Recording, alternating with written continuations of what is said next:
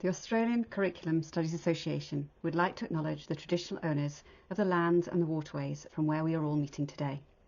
We pay our respects to the elders past and present, and we extend our respect to all Aboriginal and Torres Strait Islander peoples here today.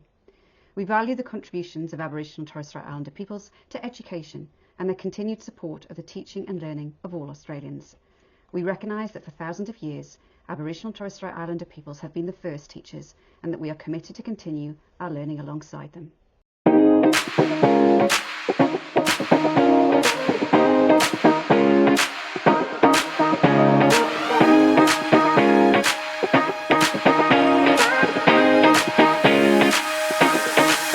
Hello everyone and welcome back to our AXA Insights podcast this week. Now this month has been a wonderful opportunity to deep dive into the role of that middle leader. It is something many of us may have been in and so many are looking to make the leap into. Now we are delighted today to have as our guest Associate Principal Aleesha Meuleners. Hello Aleesha. Hi, how are you? Good, thank you. Now, a little bit of background on you, because you're an associate principal here in WA, but you followed a very highly successful stint in the Northwest and the Pilbara, where you led numerous initiatives as well as international posts as well, where I know you were involved in the international baccalaureate system. I'll be interested to hear about that sometime. You returned to Perth and took a middle leadership role. Now, I know you've got that strong ability to analyse data. You are something else on that. Analyse and evaluate data and then use it to improve school educational outcomes. With your vast comprehension and understanding of numerous curriculums, it's lovely to see you to differentiated instruction and alignment to the whole school. But I know, because I've worked with you before, that little focus on inquiry learning and digital technologies. I love the fact that you continue to be such a strong advocate for creating well-adjusted students with the skills that we'll require for the future. So lovely to be back in touch with you, Aleesha. I kind of want to start that question off with, you're currently an associate principal, and you're working the department here. I can imagine it's a pretty big job and a bit hectic. You must wear so many hats, but just in the first bit, what is the best part of the job? I have to say, you're right, it is very challenging and lots of different hats are worn multiple times a day. But the best part of the job, I have to say, is that no days are ever the same. So one day can be filled with behaviour, and the next one is working with staff to develop their leadership skills, which I just love that part, the coaching experience with them. It's such a varied role and having to swap hats throughout the day, but I like the fast pace of the job, although it can be tiring. But it does make you appreciate the quieter days in the office where you can work on something else, a new project or something, whenever those days come up.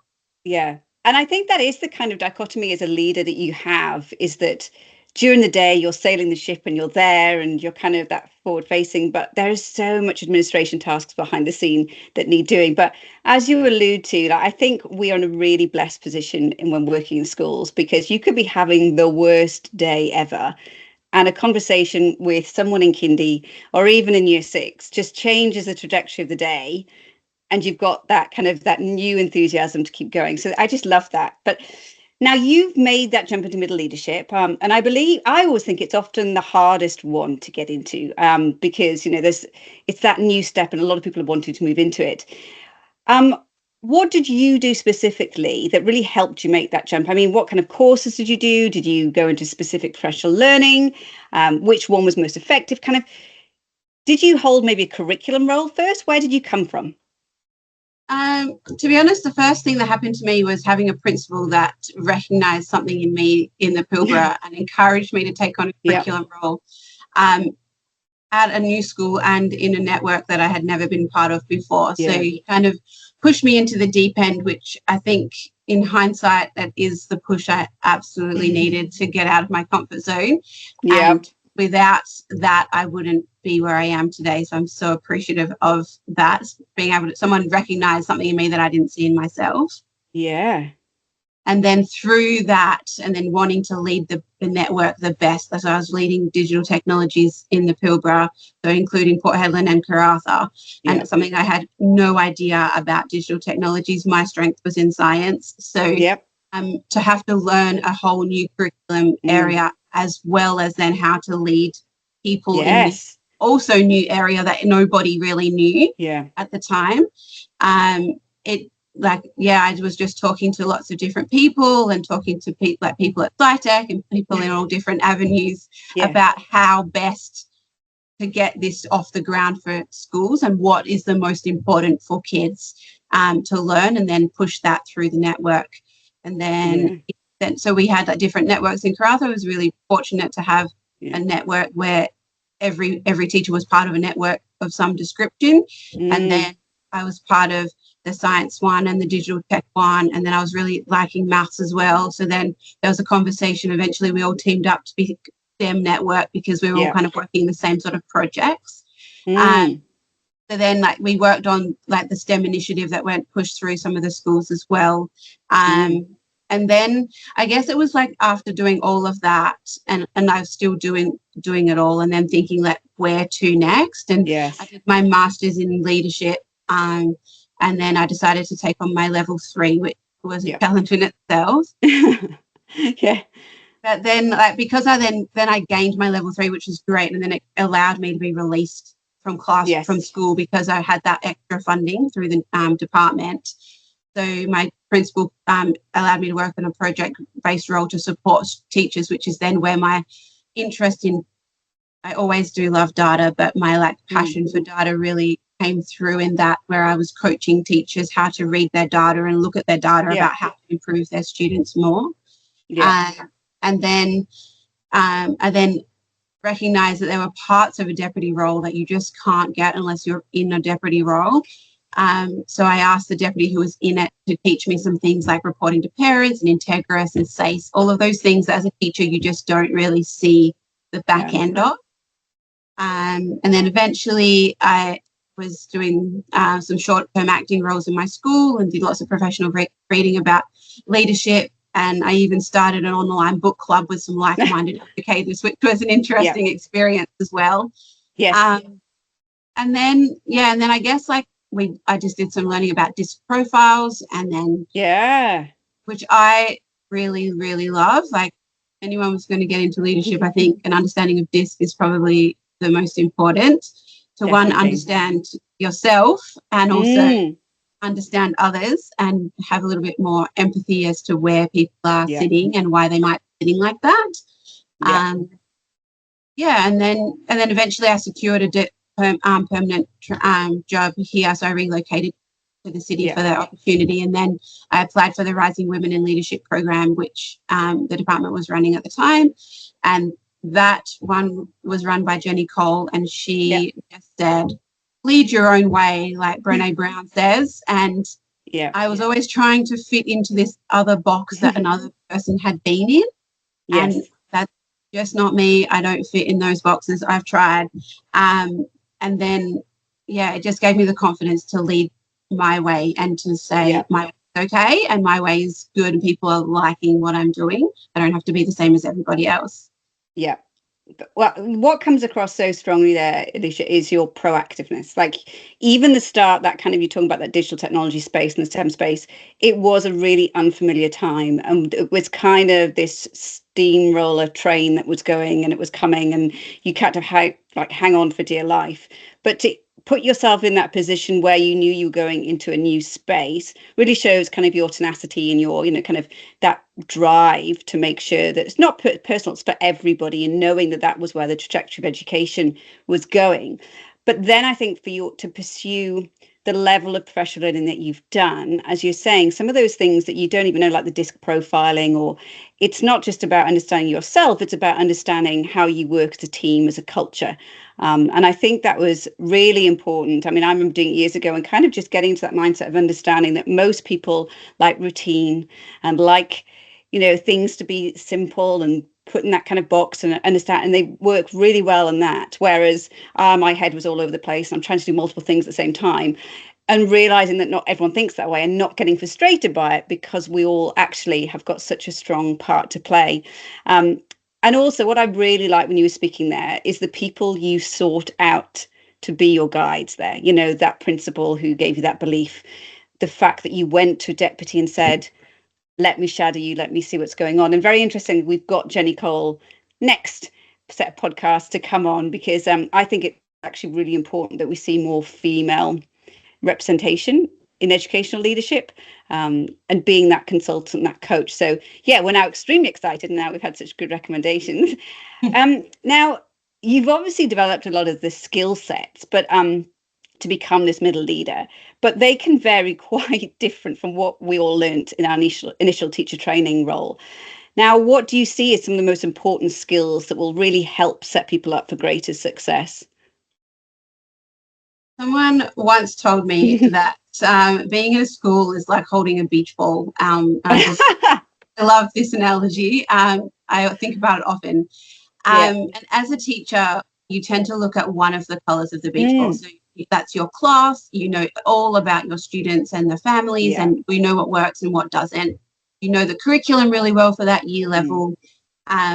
And as a middle leader, you need to turn the perspective onto that beach ball so that you're looking from the top. And so you see all of the colours. So you know a little bit about all the classrooms. You don't know all the students as well as the teachers do. But then you have to make decisions that work best for everybody, which is really difficult to juggle the needs of the whole school and all of the people in that beach ball. Because really you're looking for the best outcome for everyone, and then even if some people are negatively impacted, and then trying to explain that to them about why we've made that for the greater good. And I think tricky conversations, it is really tricky, and people then tend to get really defensive because obviously they love their class, and they love what they've always done. Like you said before, people like routine and they like doing exactly the way they've always done it. And then if you're flipping that and asking them to do something new, the first thing is like they go into threat mode and think, oh my goodness, what's happening?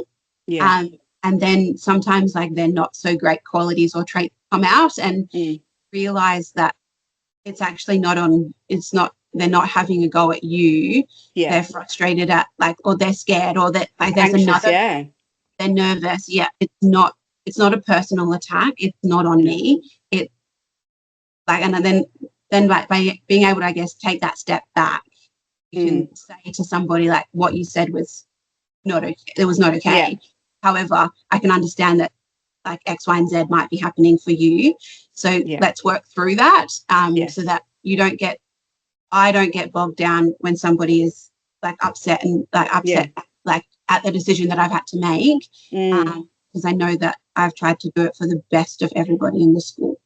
And that when you talk about that kind of beach ball analogy, that's lovely, because you are seeing that whole picture, and that where it's spinning or where it's going, and that I think is actually quite a hard thing to go into that leadership space, because you've been quite into that part, as you say, alluding with some staff members, that you're really depth and your knowledge in this specific area is, you've had that indulgence to be able to go, I know my content, I know what's going on. In the middle leadership, you kind of have to have a surface knowledge of everything. And you don't sometimes have that luxury of going and deep diving into specific areas. But I think what you talked about is understanding and coming with empathy to how others are viewing change. I mean, that I think is a crucially important part, isn't it? And just and understanding where it's coming from. I think that is a really key skill of a leader, and ones where they do get the greatest success. Now, I think we've alluded slightly to this, but there are parts of the job that will no doubt be challenging, and that we've already covered some of it. But they'll test you and they push you into a really uncomfortable space that makes you really off guard at times. How have you thought about tackling these challenges? And is there an example that maybe you've seen it and then you've managed to sort of turn it around to the best of your ability? I have to say the hardest part, I think, is having challenging conversations, whether it be with a parent or a teacher, somebody else. Nobody likes having those difficult conversations where somebody has gone below the line on their expectations of our school, or they've said something to someone, or parent has posted something that they shouldn't have on Facebook, or, you know, there's lots of different things that we have to tackle, and it's never a nice conversation to have. But I always try, like, in those situations, to try to prepare the conversation in advance, and I tend to use like a scaffold or a script to really nut it out, like what it is that I'm trying to say and what it is that I'm trying to get them to do. Yes. And then if it does become like more serious, making sure that I follow all of the systems policies and get recommendations from labour relations if I need to, and all of those supports that we have, and then document each step of the way. So I think that planning in those conversations, and planning even for two different outcomes, like you plan for the way that you really hope it goes. You always hope that someone says, "Thank you for your feedback, I'll take it on." Very rare that you get an answer like that. You tend to get, you know, the upset, the like angry or some other emotion. But then planning for that, and so that in the moment, not startled by that reaction, I've almost like expected it. And so then it doesn't affect me, and that's still something I'm trying to work on, because it is hard. Like in the moment, like your heart rate goes up and you want to try to justify, but to just be able to take that step back and go, you can say what you like, and then just wait, which is really challenging, but it works out better than trying to. It does. I think back and forth. Yeah, I completely agree. And I think sometimes, as you're saying, you kind of prepare yourself for the worst case scenario so that anything else is actually that relief. But the problem, as you're sort of alluding, is also that when you do that planning, it takes some time, and you're in a space where your anxiety is high because you're trying to go down all this procedure route, and you're trying to make sure you've got the clarity in your head to do it. But you know it's going to be a difficult conversation, and you know that those kind of, you can anticipate someone's reaction. But as you're saying, for the best outcome, being prepared is the best thing. And then you normally can easily get to that resolution. And you often find with a lot of people that they've already been anticipating it. They're kind of aware of it, so that it really is just a quite constructive conversation that you can then move into. Yes, that's I really like that example. It's fantastic. But, you know, the one thing which I always think is quite tricky is that sometimes when you move into a middle leadership role, your colleagues, you might have previously been around them in a very much side-by-side environment in a teaching role, which often means that the dynamic of the relationship will change as you go into that space. How did you approach this? I have to say that was a very large challenge when I first entered this. It was like an overnight change. You started as a teacher, and the next day you were a deputy, and like all of a sudden it changed straight away. So there was no real time to think about it either. So when I first went into an acting role, I was in a regional town. So the people that I worked with were my friends. Like we socialized on weekends. If I didn't do that, I would have had no friends. So like it was kind of a necessity in the town, because who else are you going to talk to on the weekends if it's not the people that you work with? Like it's really hard. So I implemented a rule for myself to make sure that I wasn't talking about school decisions in front of them.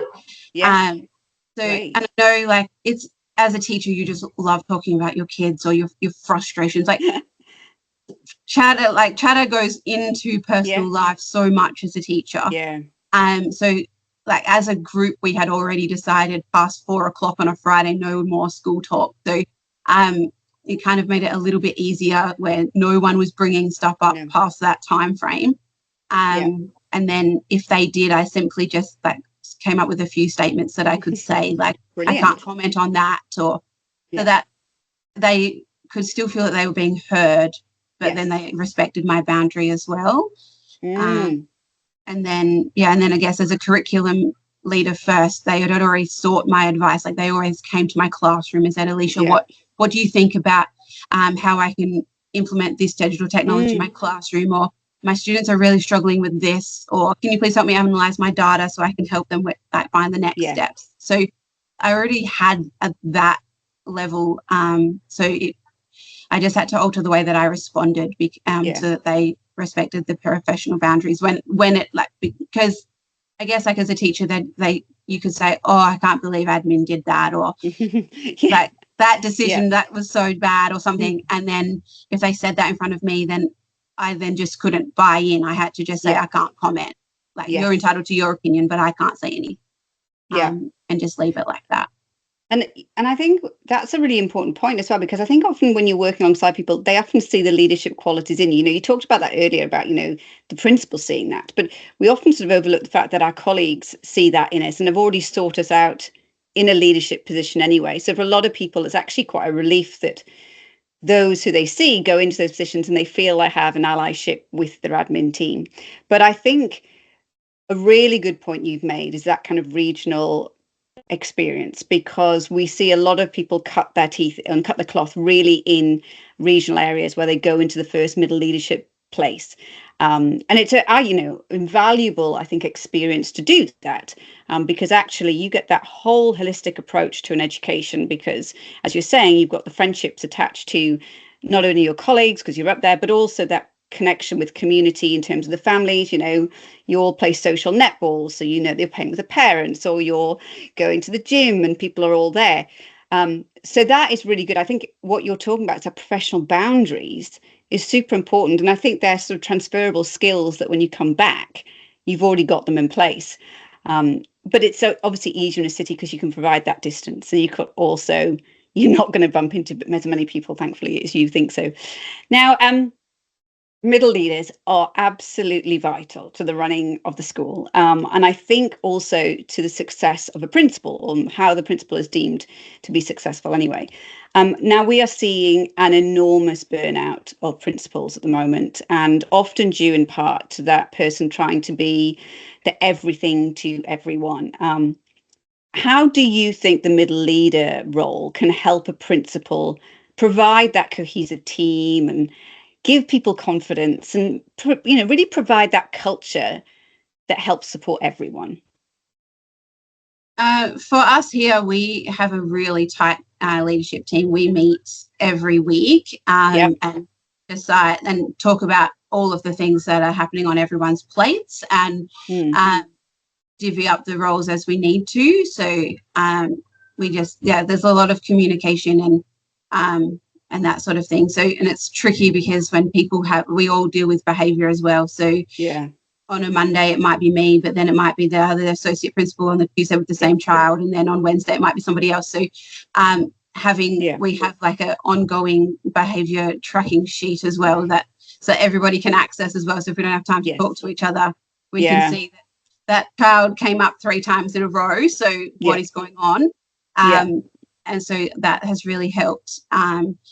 And then as for the burnout, I have learned a lot from principals who I've worked with, because some people seem to be able to juggle all of the workload and expectations so well, and others really start getting really tired and fatigued with the pressure. So I think from what I have observed, instead of trying to fix everything or be everything to everyone, I really try to empower them to solve their own problems. And I ask, like, how can I help, or what do you need? So I enter more of a coaching lens, and then sometimes just asking, do you just need to vent, or do you need me to do something about this, so that there's no like misunderstanding about someone's like putting a monkey on my back when that when it's not necessary. Like I didn't need to take that on. I just had to listen. So just making sure that we're all on the same page, I guess, so that we're not trying to fit every problem that might not even be a problem. So and like once, like at the moment I'm a foundation principal, so associate principal, so our school is new. So we've worked really hard to make sure that we have open communication with everybody.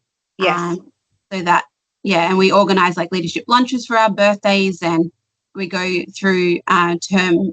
We make sure that we have time to talk to each other, that things aren't about school, they're about like our personal lives and things that we're looking forward to on the weekend.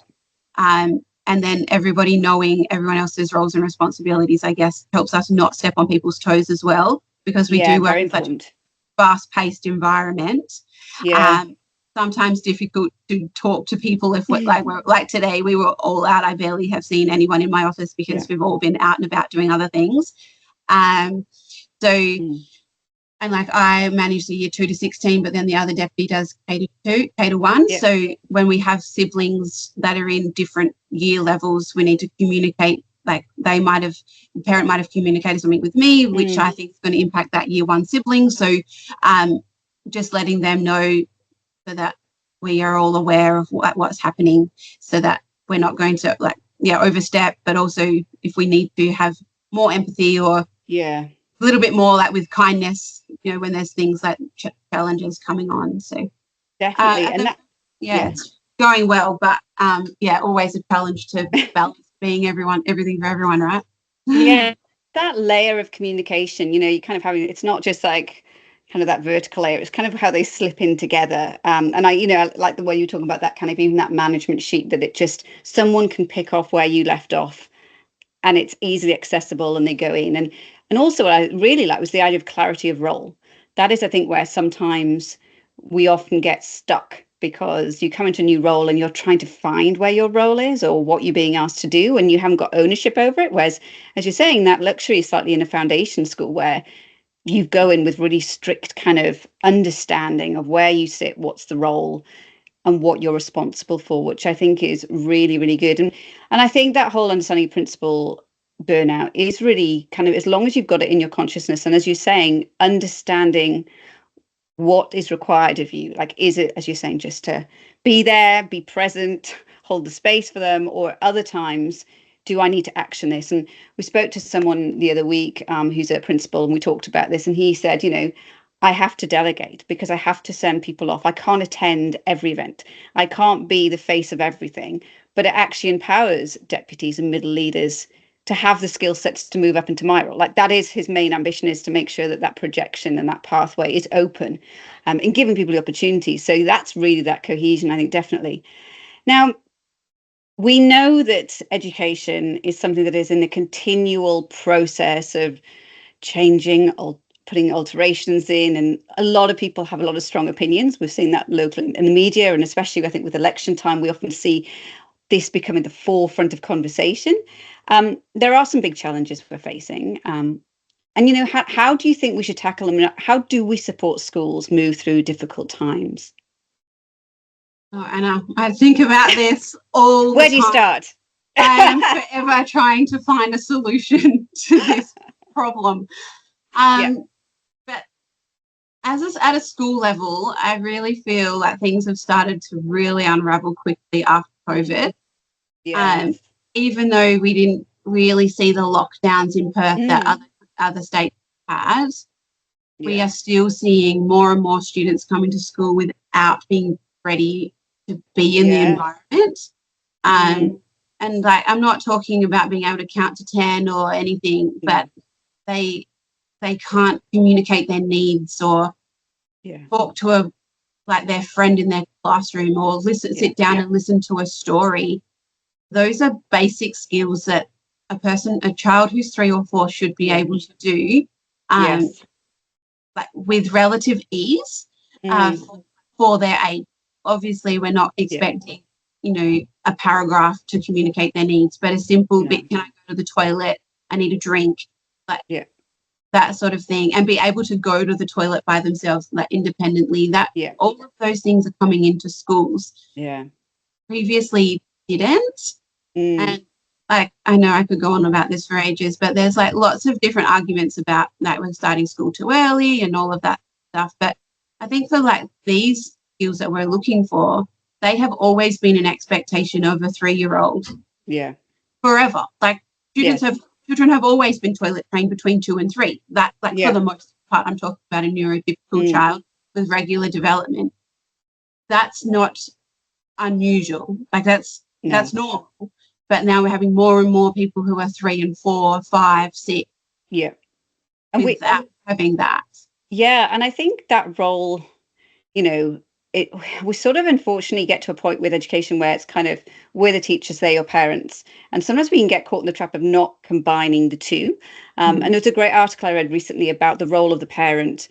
There's those parents who are on the P&Cs and they're everywhere and they're really involved. And there's the other parent who's working 2 nights, 2 shifts a day to make sure that the kind of provision for their child, or, you know, especially I think in WA, the FIFO worker who comes back and, you know, for children, life's with mum and dad, and then one of them's away and it's kind of adjusting. And I think that is having a big impact. And then when we've taken some of those elements away during COVID, where they haven't been able to have the connections with their peers, or, you know, they've had to sort of self-educate while mum's still working the job and dad's still online, I think that has had a big impact. You're completely right. And my thinking as well is that we've maybe some of the things that we should have learned from COVID, like the accessibility of digital technologies, the way we used it, just haven't really been followed through. And we're seeing quite a lot of that kind of, I think, children who are not able to be in a school environment, and that kind of the children who just can't come to school. And that is sort of a growing problem, I think, as we go along. So, yeah, I think what you're saying in those very early years, it is crucial because it needs to change in order to have that projection. Now, it has been the most wonderful conversation, and we go so quickly. So it's kind of, I know that even that last question, we could have gone on for absolutely hours on and delved even deeper. But there is the one final question, which I ask all of our guests, and it is one to kind of lift our spirits in terms of self-reflection, which I know is quite difficult when life is fast-paced. But if you can think back over your career so far, who has been your favorite teacher or kind of person who's worked alongside you or been there, or your champion, and why? Well, my favorite teacher would have to be my year six teacher. So he was a bit old school, but he commanded the space, I guess, like without being overpowering. She was softly spoken, but when she spoke, students listened. And she pushed me to achieve everything that I could and be the best that I could be, and provided lots of fun at projects like designing and making banners for our council. But then also pulled me up when I started not using my handwriting correctly. Just like that nice balance between, like, you can be better, like, I believe in you, but let's have some fun too. It was really, really nice. I you know, I was thinking, I was reflecting on this as a parent the other day, that actually sometimes we get caught as teachers in that kind of likeable space of, oh, I'm trying to help you, and kind of we push ourselves for the kind of to be really nice and gentle, and that child needs help. But actually sometimes boundaries and understanding a child and being able to sort of put things in place that will really push them is actually really important, and makes that space safer for the child, because they know those boundaries and they know. So that's really nice that you said that person has got just different elements that you understood and you knew what was part of. So yeah, that's, and also year six, when that is such a tricky year, especially in terms of development yourself as a, you know, as a young person. So that is quite an impressive a person who managed to do that. Well, Aleesha, thank you so much for joining us today. It has been such a pleasure. And I do hope that we get to see more of your fantastic work along the way. To our listeners here today, what a wonderful time that has been. And I think that many of you will take some of that strong advice and understand that when you're going into those roles, seek out those people like Aleesha, who are also so generous with their time and also so generous with their experience. So if you want to know more, we'll put some details in the chat of where you can find Aleesha on LinkedIn, make those contacts. And we do hope that for many of you who are out there just wanting to make that leap, reach out, because you can do it. Thank you, and we'll see you again soon.